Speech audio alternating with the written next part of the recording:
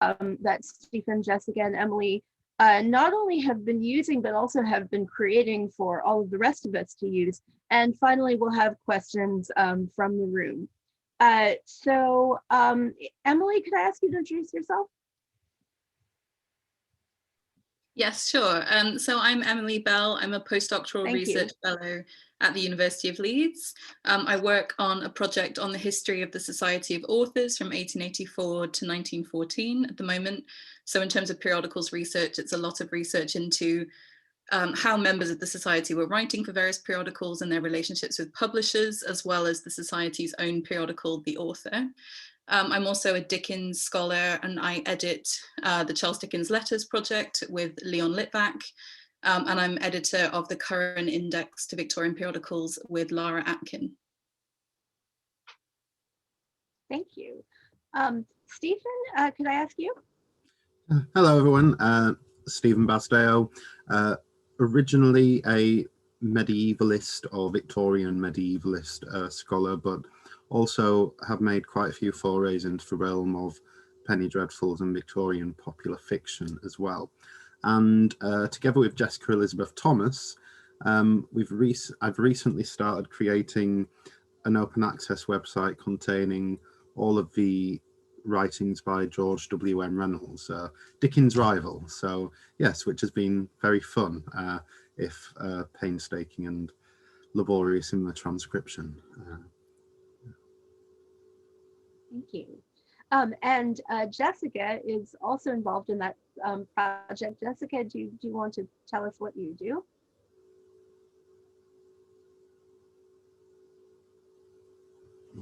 Jessica, oh, I'm sorry. Jessica, maybe we're still waiting for Jessica. Okay, I'm Rebecca Nesbitt. I'm an associate professor of English at the University of Wisconsin Green Bay.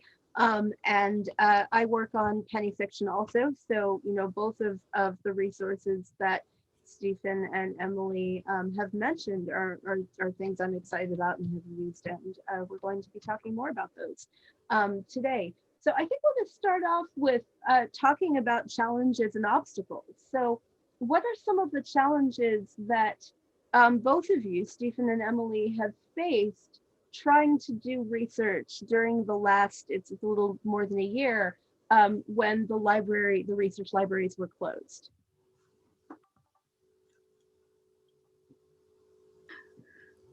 Stephen, do you want to go ahead?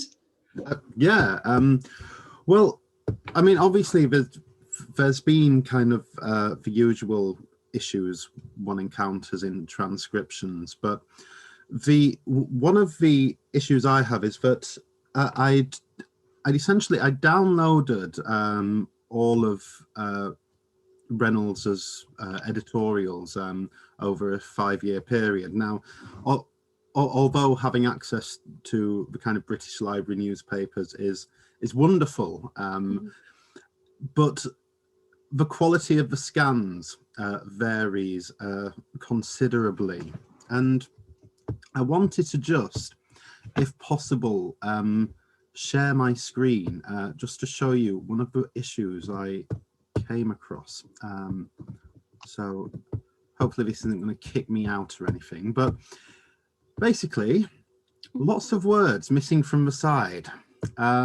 Now, in normal times, in non-pandemic times, well, I live 10 minutes away from the Boston Spa site of the British Library, which is where they keep the majority of the hard copies of their periodicals and newspapers.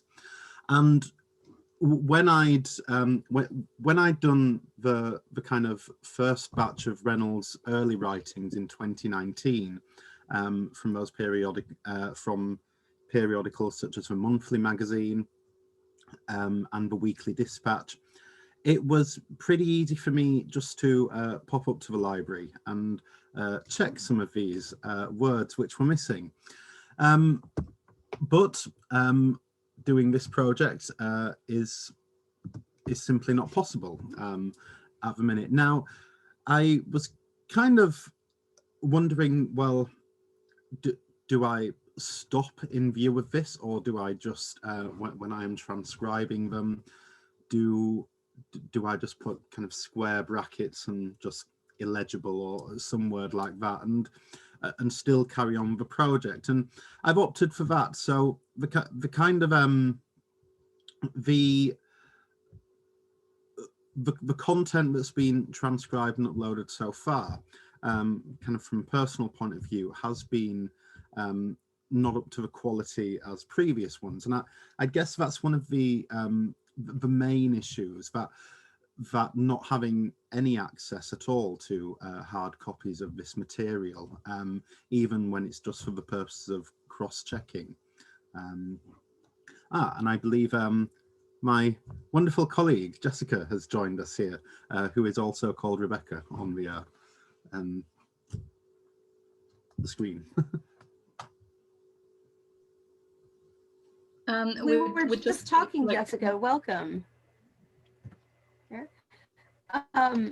About what kind of obstacles we had encountered because of the pandemic due to the closure of the libraries. So you should have your proper name now.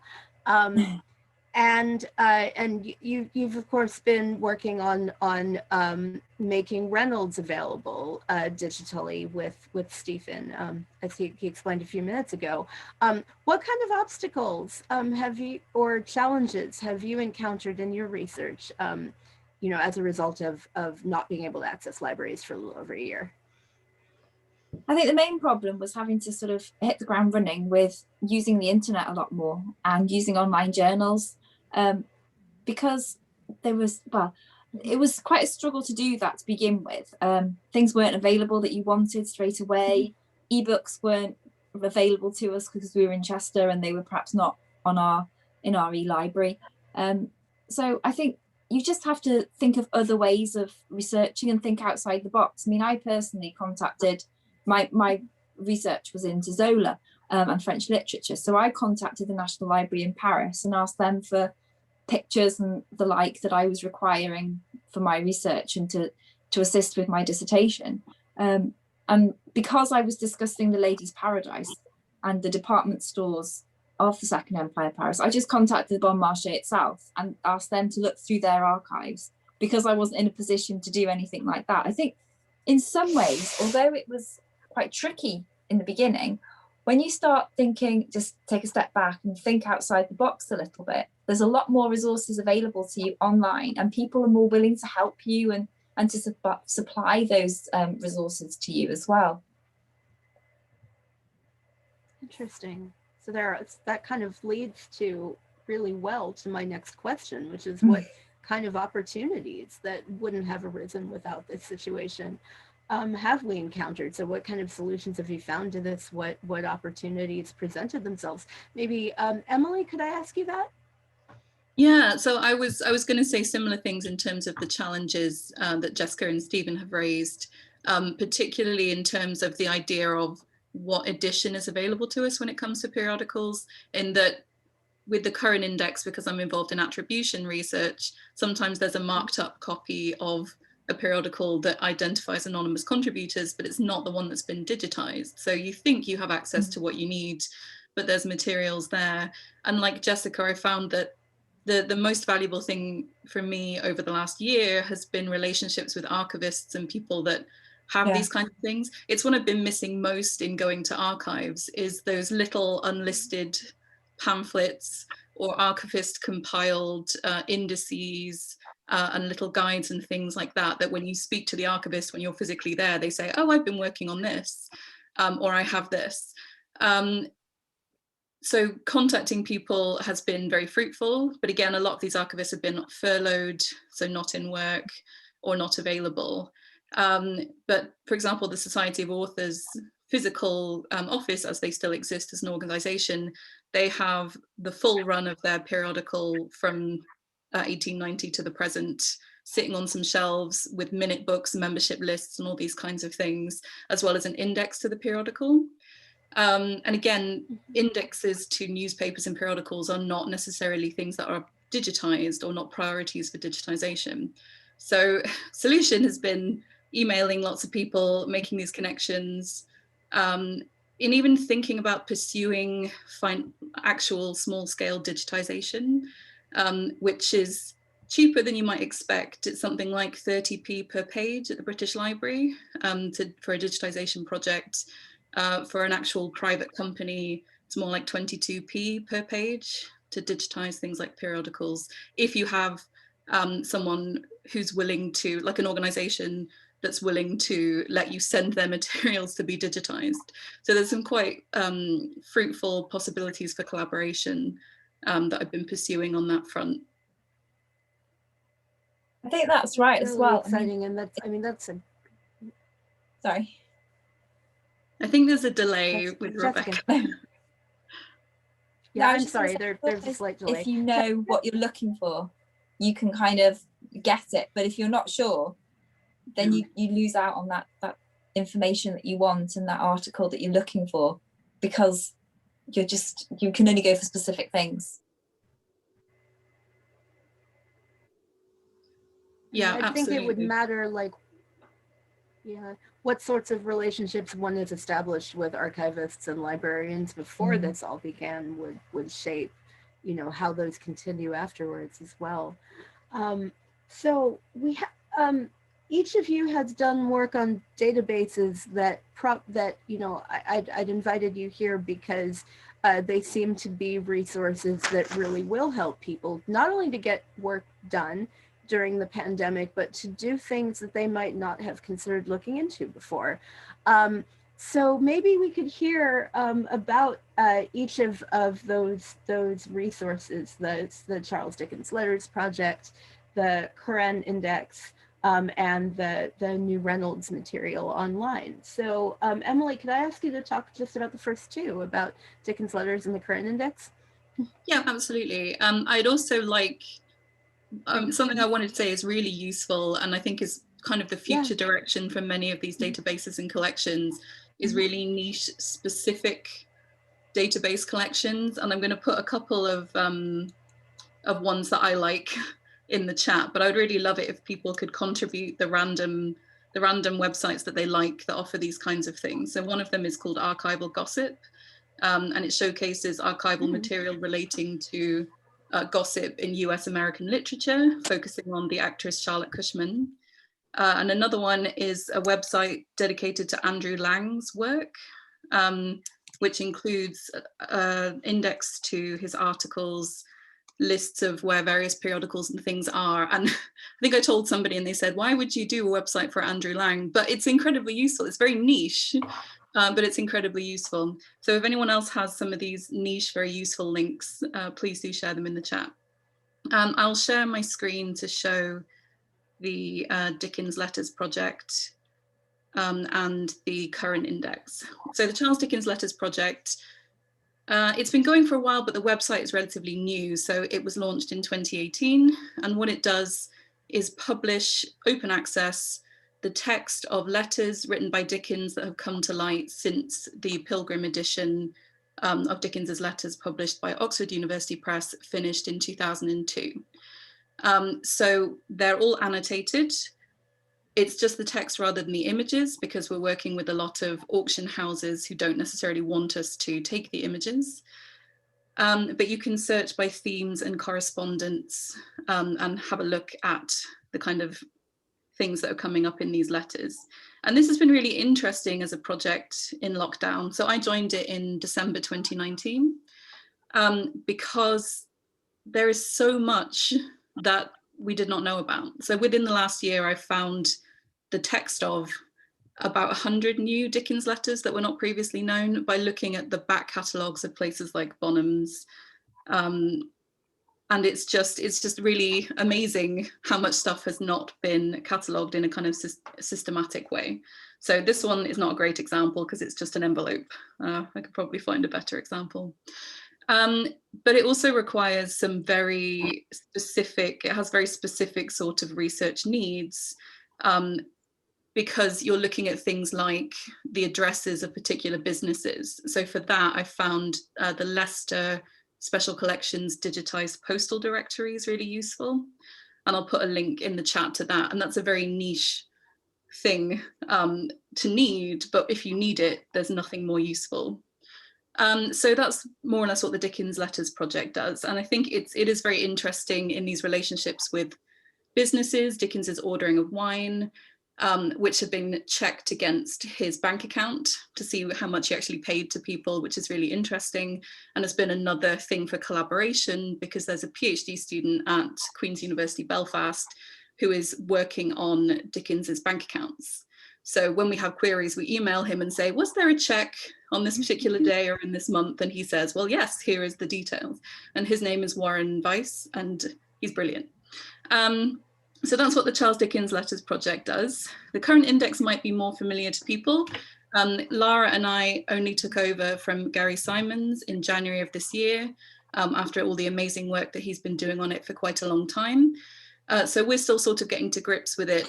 And our plans at the moment are to kind of clean house and work out what kind of directions we'd like to develop it in.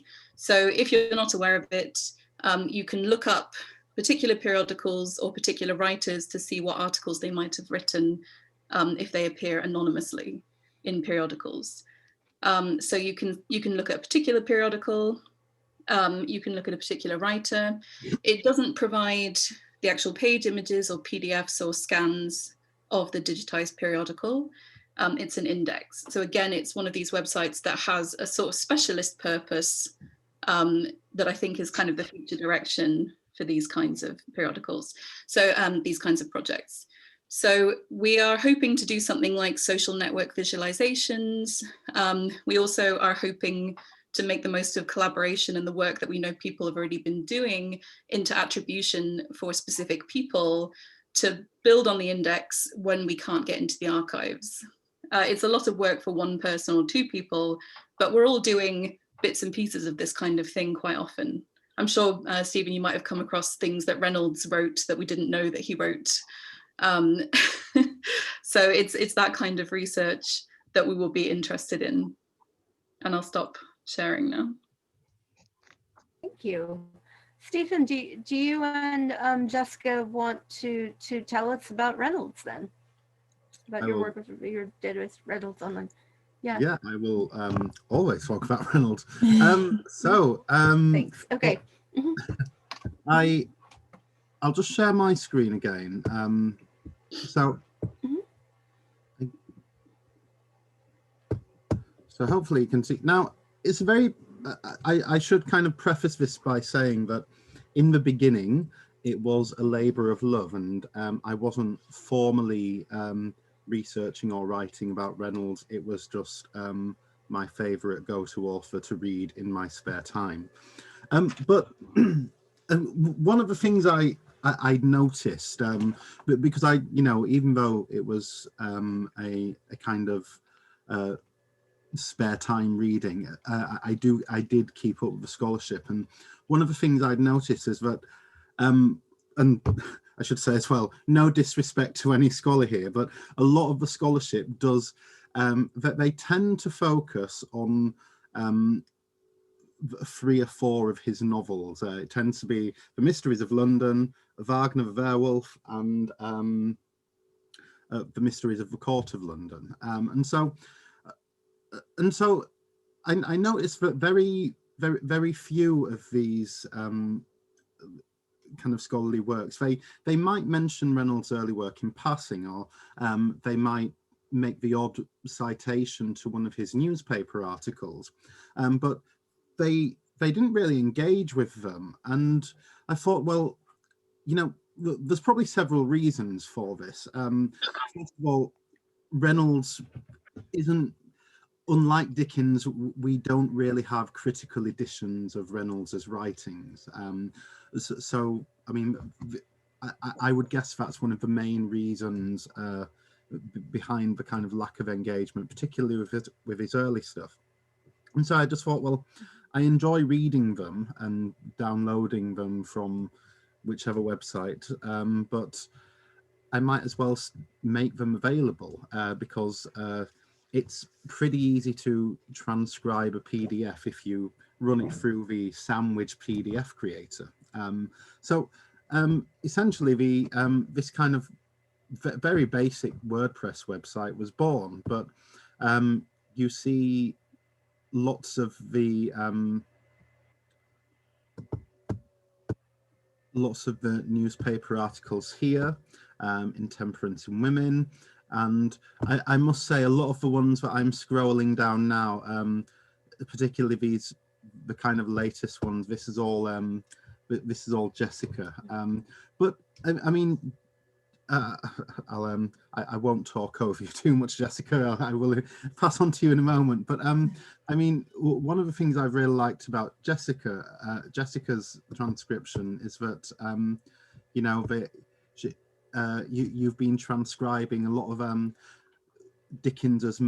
Reynolds's minor Dickens plagiarisms. So the kind of the Pickwick Nights from the Teetotaler, which apparently there is only one remaining copy of the Teetotaler in a library in the US, and so it's just been good to kind of get these out, and also searchable as well. So you know, if I type in publicanism, it will bring up every single article which Reynolds wrote dealing with the subject of republicanism, for instance. So it was first to kind of first as a labour of love, but also to provide a resource, however small the resource is in the grand scheme of things, but also just to make it easily searchable, because sometimes, you know, you do need to search for keywords, basically. But I mean, I think Jessica has enjoyed doing it, but I will allow Jessica to speak for herself.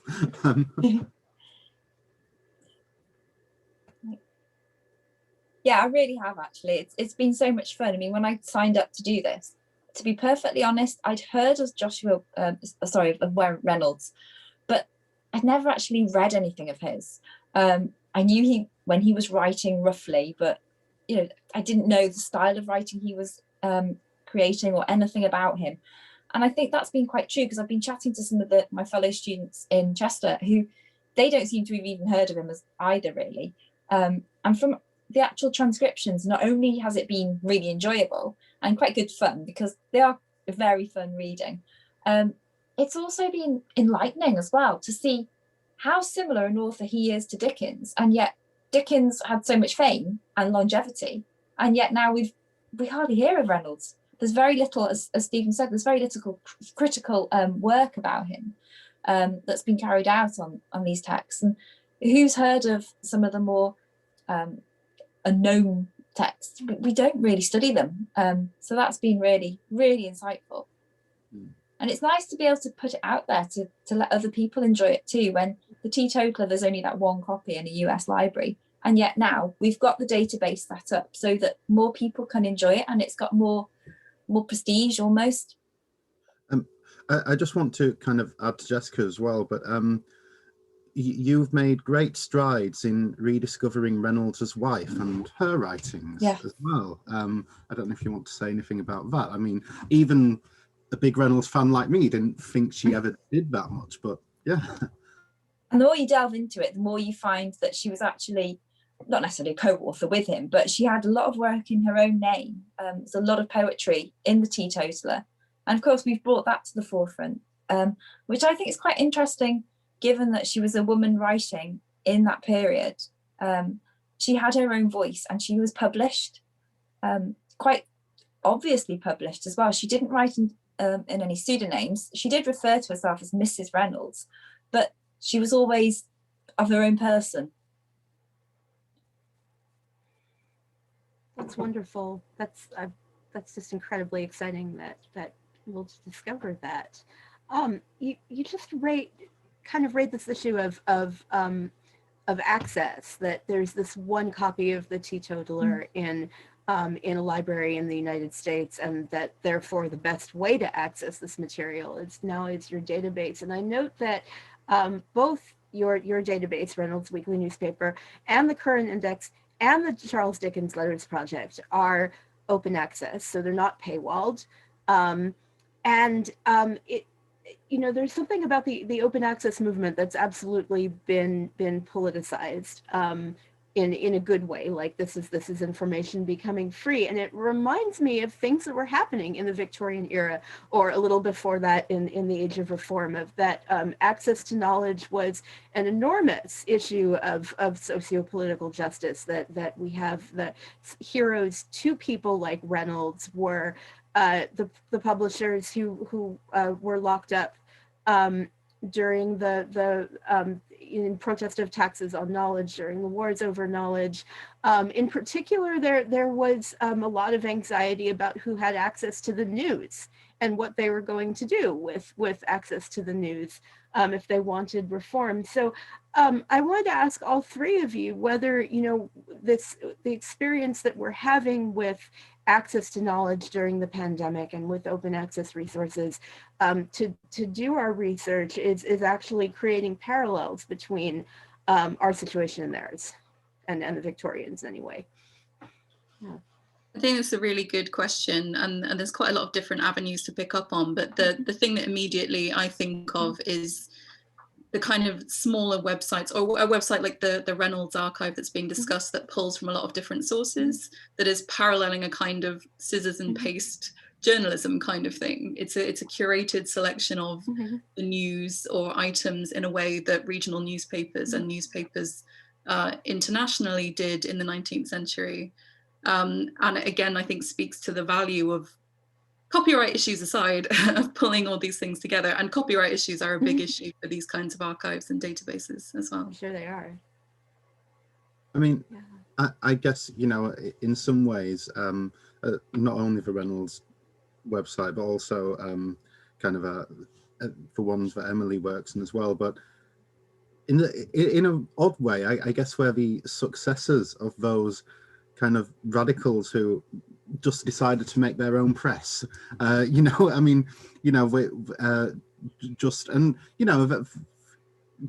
weren't always political. Sometimes it was just about making the spread of knowledge more available, and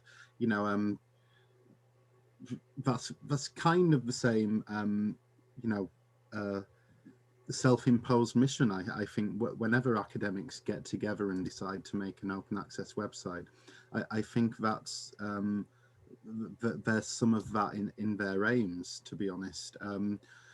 Because yes, I guess we have databases which have all the scans like 19th century collections online, but when I finished my PhD, I suddenly lost access to that, and I did not get it again until 3 years later when I went to another university and started working there. And so it's so although it's I would say, although it's very helpful to have these scans, but there's still a lot of, you need to be in quite a, I would say, privileged position. They are quite elitist, aren't they? They're almost closing the door to people who aren't in those institutions. And so by being open access, it's almost a bit more encouraging to perhaps less confident students. Maybe they think, okay, well, we can access the open access more easily. And it just makes it more available to all. It doesn't create this barrier between a classic being purely for academic study or for everybody to read and enjoy it. It makes it more doable almost. I think, for example, my mum, she's been interested in what we've been preparing because it looks more inviting almost than the dry journals, which she thinks, oh no, that's just for people in universities, and she isn't an academic. So I think it speaks volumes, really, the fact that by having these open access journals, as long as you know that they're out there, you can access them, and they're almost, as I say, encouraging people to access them without that sort of barrier, as if, well, you're not in a university, you're not an academic, you're not subscribed to the journal themselves, so you can just get into it. Yeah, I think also there's an argument against aiming for completeness, because people think of the British newspaper archive and think I need to be able to access all of that, or I need to be able to access everything. But even those big collections have foundational principles. They don't include everything. And I think with digital projects, people are starting to recognize that drive for completeness is an issue. And actually you can work, because both the Charles Dickens Letters Project and the Curran Index are supplements to printed works. We'd love to make all of the stuff that was published there open access, but at the moment we can't. But that doesn't mean that they're not useful. They can be supplements to something. And again, I think with the kind of paratextual material that the Victorians had, like Palmer's Index to the Times and so on, it can even help you with your access to things you have to pay for. Do I need to look at this? What will I find if I do look at this? So things like indexes, like the Curran Index, or like the Trade Periodicals Index that Andrew King has, helps give you a sense of what you need from the things you might have to pay for. Yeah. Really, it's a really good point.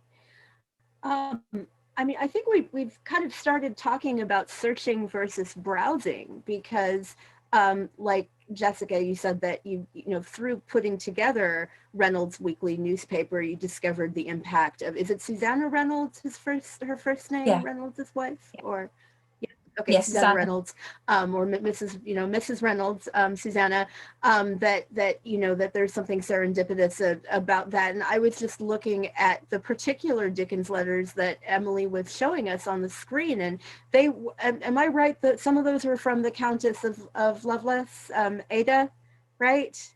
Yeah, absolutely. That you just showed us, and I'm like, yeah, I mean, one of them was discovered around, or revealed around 2020, and I'm thinking that's incredibly exciting. That's something I have to go back and have a look at. The first time I read through the Dickens Letters Project, I was horrified to discover that Dickens seemed kind of pro-Confederacy during the Trent incident, and I kind of went down a rabbit hole of reading about that, you know, because it horrified me. So I want to ask this, that now that we are doing research this way because of these wonderful resources being available and being open access, but also the pandemic, is this changing the ratio of whether we're searching for particular topics that we're already interested in, or browsing for something interesting, you know, that we didn't know about before? Like, you know, what's going on with our own practices? It's a really interesting question, because I think where we started with this conversation is that to talk to archivists and to make those conversations, you kind of already need to know what you're looking for. But the Charles Dickens Letters Project is exactly trying to foster that kind of browsing of like, who was he writing about? What were the themes? And you'll certainly find some people that you didn't expect, and some topics that are not covered in the 14,000 Dickens letters already published. And even with the Curran Index, which is more search focused, really, I've idly put in various people and found articles that I didn't know that they had written. So there is an element of discovery to it, but I don't know. My feeling is that a lot of these digital projects require you to know what you're looking for to some extent. You might find surprising things along the way. I don't know if Stephen and Jessica would agree with that. I think I would very much agree with you, actually, Emily, and I'd add to that, and I would say that kind of the kind of digital projects like the ones you and Jessica and I have been involved with, they lend themselves easily to maximum probably about 2,000 words of text, if that, or even less. But I mean, you know, if you kind of click on the Reynolds archive, you find that each article he wrote, it was generally between 1,500 and 2,000 words. Now, that's perfect, in my opinion, to read from a screen, you know, on your phone. It would be quite easy. And again, it lends itself easily to browsing, and I can search by keywords. I would hesitate to say that the pandemic has changed the way we read serialized novels. I think we will still perhaps need a hard copy or a critical edition for that. And I mean, while some of Reynolds' shorter texts, Pickwick texts have been digitized on that website because they're only in 1,000 words installments each. Jessica, you're currently serializing another Reynolds Pickwick one. Yeah. Will be a book, but yeah. Yeah, that's slightly longer. That's Pickwick Married. But I think I would agree that it is going to be easier to read something in a book when it's a longer text, and you want the critical edition. As I say, as Stephen said, on the screen, it's doable to read those shorter articles. But I think, bearing in mind the pandemics are present now, but when that's passed over, I think we will perhaps go back to the more traditional ways. I certainly will do anyway. I mean, we do publish Watson, the article, in a kind of book as well, which is sold at cost price. So it's kind of, I believe, $10 if you're in the US, which is usually available on the website, or the PDF of that can be downloaded for you to print out yourself. But yeah, I think it's but yeah, very much for short periodical and newspaper articles and other kind of shorter bits of information, a website is ideal. But yeah, I think you still need hard copies for kind of extended texts. I think there's a question of audience here as well, isn't there? In that there's kind of, it's now, if I'm thinking of terms of like editions that are cited in research, where it was quite difficult to get hold of first editions of things, whereas now quite often they've been digitized. So you can go to, rather than using a critical edition, you can go to a first edition, which we can debate the kind of bibliographic stance on which is preferable. But for students, a critical edition is going to be far more useful. And for non-academic researchers that are not using in quite the same way. So I think maybe there's a sense of guided reading in terms of when you've got websites, if you're working with students, you're telling them what to look at, and then they might be able to browse more organically. With a critical edition, it's again that kind of guiding versus what researchers might do where we don't want to be guided, we want the material to look at ourselves. That's a really good point. I've been doing a lot of work over the last year with students with the Cove site. So I'll put that in the chat box as well. And as some of you who are in the room know, that the Cove Collective makes it easy to take anything that you have a good plain text of and upload that, and then students get to annotate it and create their own digital edition and read digital editions that have been peer reviewed. And I use that for teaching, because they can access these short texts and they can have the notes and or make their own notes and engage with it. And then that some of that is useful for research, and hopefully as it gets bigger and more texts will be added to it, which is happening right now. Like that's going to shift where it's equally useful for teaching and for our own research. But that's certainly much easier than this is only volume 1 of my copy of Mary Shannon's introduced The Mysteries of London, and this is not a facsimile. This is like all typed up, and I definitely want to use something like this if I'm reading it and browsing it. But hopefully they're a searchable edition is much better if you need to find something particular. And that also kind of raises the question about access to editions that have been out of print for a while. Like this is Devendra Varma's edition of Varney the Vampire, which is a penny dreadful, which has not been reprinted since the 1990s, and originally is from the 1970s, and is quite difficult to access now. So there is something kind of democratic about being making the edition of record one that is open access, and that people don't have to go to a lot of difficulty to find. So I think we're going to take few questions left, but I think we're going to take questions from the audience now. So if anybody has questions, do you want to put them in the chat box and I can read them out to our speakers?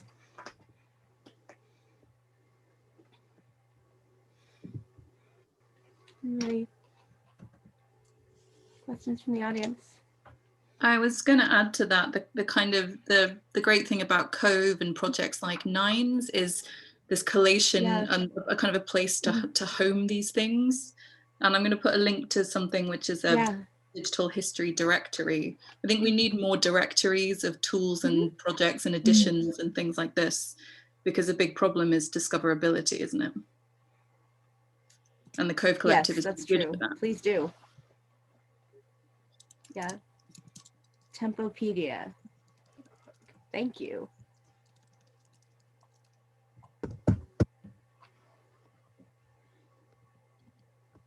That's a directory of digital history projects. Wow. Any questions from the audience?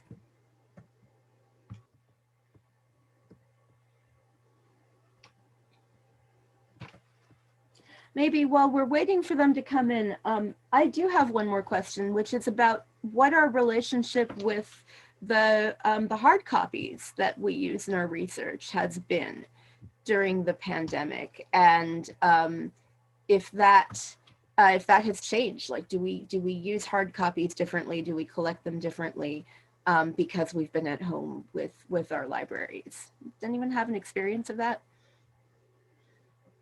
One of my first thoughts in terms of the challenges from doing research from home is access to major expensive reference works, which are often, there is not an ebook version if you wanted to pay for it, and they cost hundreds of pounds. And this has changed my book collecting in that I'm now in search of ex-library copies of just about any one of these things I can find. So I'm building up a collection of the Wellesley Index, still missing volume 4.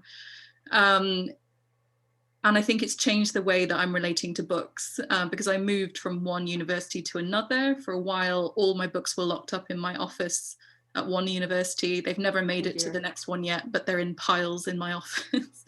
But the importance, I think, of having those things and not relying on what can be done in the office, it's changed for me. I'm not sure if it's a positive change, but yeah, it's certainly something that's changed for me. I see. Okay, well, we have some questions in the box now. Who is this from? Let's see. Catherine Waters asks, very interesting conversation. Thank you. I'm just wondering whether Emily, Stephen, or Jessica have had any problems with future-proofing your websites. That's a great question. I have an online exhibition at the university website, and every time IT changes the research.kent website, I lose some functionality from the exhibition. Very frustrating. So what are you doing about future-proofing? I mean, the kind of answer to that is that this is one of the reasons why we've made hard copies available quite cheaply, just in case there's ever any emergencies with things. I mean, I should say that's 2, one of his early writings and his newspaper writings as well. And also the PDFs are downloadable, and because we've made the copyright on these Creative Commons, essentially we've just said do what you will with the content herein.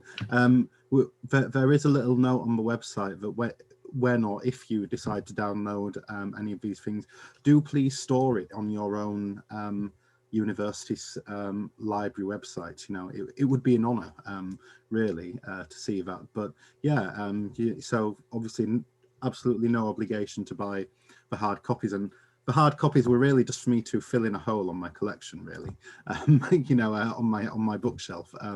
But yeah, so it's just kind of making it available in multiple formats, so PDFs, hard copies, and obviously the main one on the website as well. Yeah, and I think that diversity of formats, is absolutely crucial. One of my last projects, I researched intensively for 3 months digital preservation. The results were terrifying.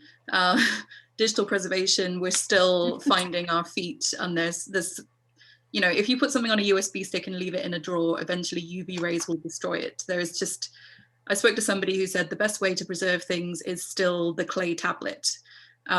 So what do you do with that? I think the main digital preservation company's name is Lots of copies keep stuff safe. So the best thing you can do is deposit in library repositories, places like Figshare, Zenodo. The question specifically about website functionality is a real challenge. You can put the website into something like the Wayback Machine, but that screenshots pages, not the functionality. So you can enter every page. There really isn't a good answer, unfortunately. And I can say that with some authority and now that there isn't really an answer to that at the moment. Except for to have it in different formats and to store it in different places and invest in clay tablets. Invest in clay tablets. Okay. There's two more comments here. So this is maybe more of a comment than a question, but it's a really important one. Let me just see who has left this here. Sophie Ratcliffe says, thank you for highlighting the directory. I was reflecting that researching from home, which I've had to do for a long time due to carrying responsibilities, highlights a different kind of fear of missing out, a false belief that different kinds of tunneling may yield the answer. Also, the landscape changes year by year, and there is no librarian online to tell one about new acquisitions. And then there is a question from Kate Newey about any further suggestions for ways as we as 19th century scholars can help to develop new directories or finding guides. We have ideas about that? So Patrick's comment about is a good point about digital preservation, in that one way to ensure the life of a digital project is to associate it with something like RSVP, a society, if they're willing to take a project on and look after it. There's horror stories about people, their institutions change something and they lose access to their websites, or they move institution and they no longer have their websites. So I think something like an RSVP repository or directory would be a really nice thing to pursue if somebody wanted to pursue that. But it's never going to be exhaustive. It's never going to be exhaustive, and there always will be new things. And I think part of the challenge with digital humanities as a field is that it's so broad, it's so cross-cutting across disciplines and approaches that you can't necessarily keep abreast of everything. But yeah, I think looking into some of those digital humanities journals like Digital Humanities Quarterly and keeping an eye on some of those tools that come out is my best answer for that, really. Yeah, there's, thank you for that. Mary Layton adds that the University of Victoria, which is where DHSI, the Digital Humanities Summer Institute is, of course, has an endings project on building sustainable DH projects. So how to wrap it up so that it does have longevity. And they've put the link to that in the box. And I know they've also had a course on how to wrap up and end your project. And Kate Newey also adds the Voice of the Shuttle used to collect a lot of different web links, but this was done by one or two people about 20 years ago, so it probably needs updating. I mean, I think that the Cove actually has great potential for not only is it searchable itself, but for being a good repository for indexes of other works, because you can make galleries, you can search the entire thing, it's open access, and it's hosted by several robust international organizations. So, you know, if you want to make an index, that might be a good place to put it.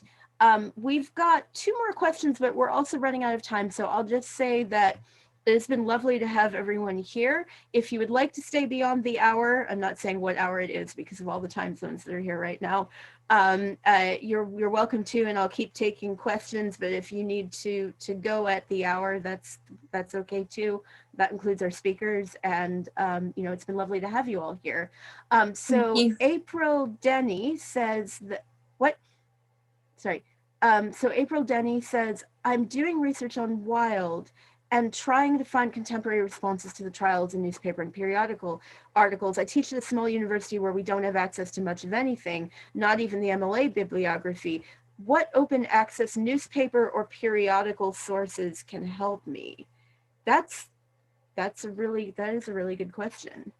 I mean, I don't know if I have some ideas. I don't know if anyone else does.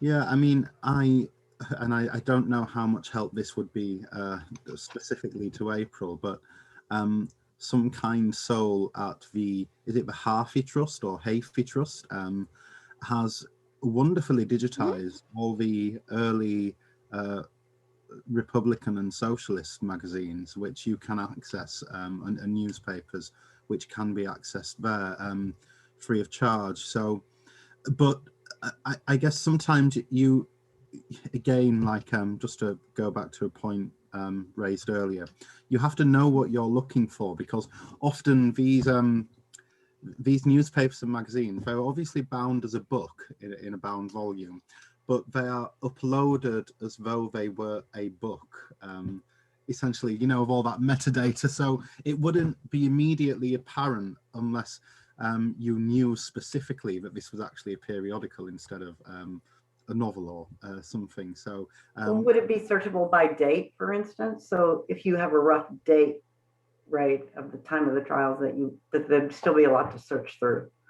Yeah, presumably. Yeah. And I mean, date is one thing as well, although the way the kind of metadata on some stuff is put together on those things can be misleading. So for Reynolds' political instructor, his kind of first newspaper, for instance, it's on Hafey Trust, but it just says London 1850. But of course, that doesn't. In reality, it goes from 1848 to it's a full 2-year run. But yeah, so it's. I remember spending a lot of hours literally searching for some of these things sometimes. So yeah, but there will be stuff out there, but it's just kind of getting your search terms correct sometimes. Yeah. And there's a couple of things that add to that. Oh, sorry, Rebecca. Yeah, Laura? No, Laura. Which is that sometimes, I don't know whether you're looking at particularly British responses or American responses or British specifically. You might find some things in the Europeana collection, which is fully available, and it brings together several different European countries' newspaper collections and makes them freely searchable. So my research has previously looked at the constructions of these collections, and sometimes they do include random bits from other places. So you might find more in there than you might think. There's also a good tool that was developed by Melody Beals, and I'll put the link in the chat, which allows you to look at reprinting of articles. So if you found one particular article, you could see which other periodicals carried the same text of that article, and that might lead you to think which ones would be worth looking at. Or you might find the name of an article and think, I must read this, and find you've already read it because it's just a copied and pasted version of another article. And there are a few national collections like that. There's Trove Australia. I don't know how well they're British. Oh, Trove, yeah, someone mentioned Trove and Papers Past, as I was just about to. Trove is quite good. Yeah, as big national collections. So those are the Australian and New Zealand national collections that are freely available and freely searchable and stretch further sometimes than you might think. And again, thinking about reprinting, they were very heavily reprinting British articles exactly as they were in those British newspapers. So you might be able to get to what was printed in the Times or the Morning Post through what's reprinted in Australia a few weeks later. That's really cool. I mean, part of this might be also, I mean, that's going to a national collection of a different region than the trial happened. You could also think about going local. That when I taught Wilde, I was fascinated that I just come to Wisconsin. I never lived in Wisconsin before. What does Wilde have to do with Wisconsin? But he had two lecture appearances in Wisconsin on his famous early lecture tour. And I started with the Wisconsin Historical Society. What do they have from that? And the stuff that I found, there were people who dressed up as aesthetes in the now not particularly aesthetic town of De Pere, Wisconsin, and photograph themselves that way. And interestingly, they didn't do it in 1882. They did it a decade later, which means that they remembered.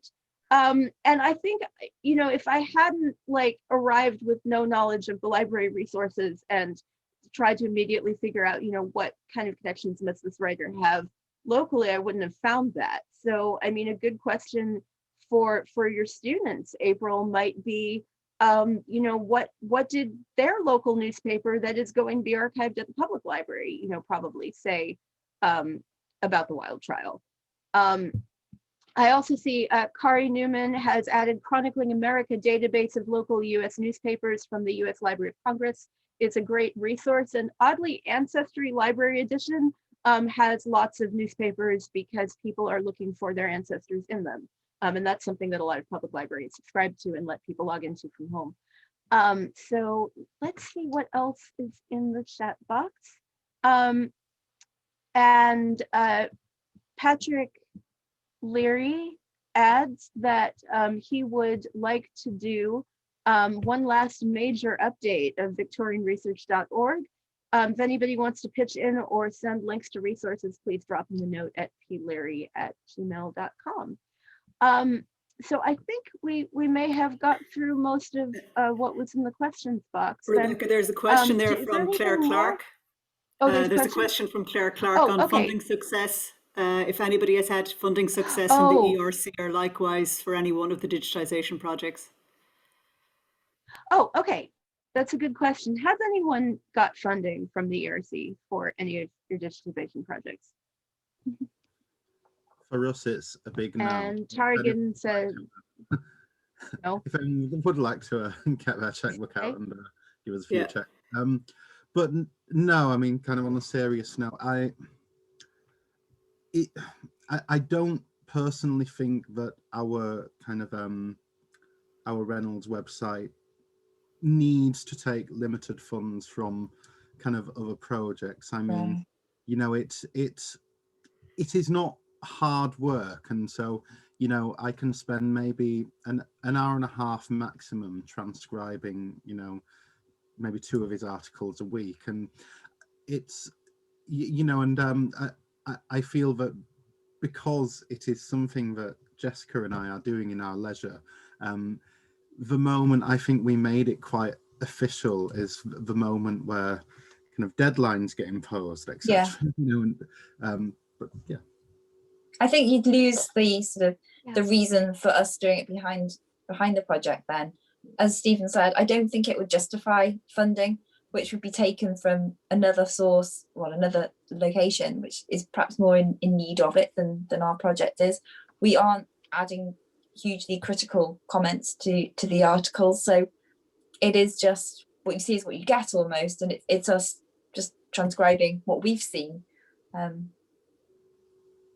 There are some, I don't know about EFRC, but the Dickens Journals Online project had AHRC funding. And I think often with the funders, it seems to be within a bigger project, not so much with Dickens Journals Online, that was mostly about the digitizing of it, but I tend to see it in applications as we want to digitize this thing and this is what we're going to do with it. And as I said, it can be quite cost effective, particularly when you're doing it at scale. It's not that we can all afford to just throw a couple of £1,000s at something, but if you can digitize the whole run of a periodical for 25 years for about £1,000, that's quite affordable in the grand scheme of things. So it's, I haven't successfully received funding specifically for a digitization project, but I have built it into other projects, and I think it's quite an easy sell because it is quite cost efficient and it has a wider purpose beyond the project.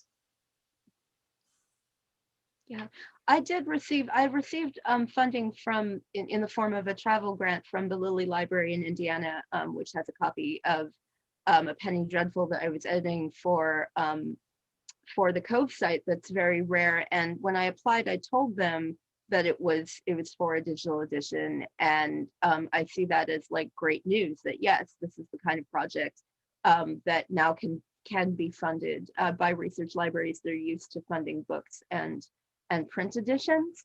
Tara Giddens adds that Geraldine Meany has won some ERC funding, but I'm not sure if it's for this type of project, and the website of her project. Also, she received a 2.5 million euro grant from the ERC for the digital project Contagion, Biopolitics, and Cultural Memory. And Kari Newman adds, very important, quick plug for the RSVP Field Development Grant 2, which of course this year recipient of that was an online open access bibliographic database. So that's definitely something that's available. Yeah, so do we, I'm just wondering if we have any last thoughts before we want to close this out? Anybody?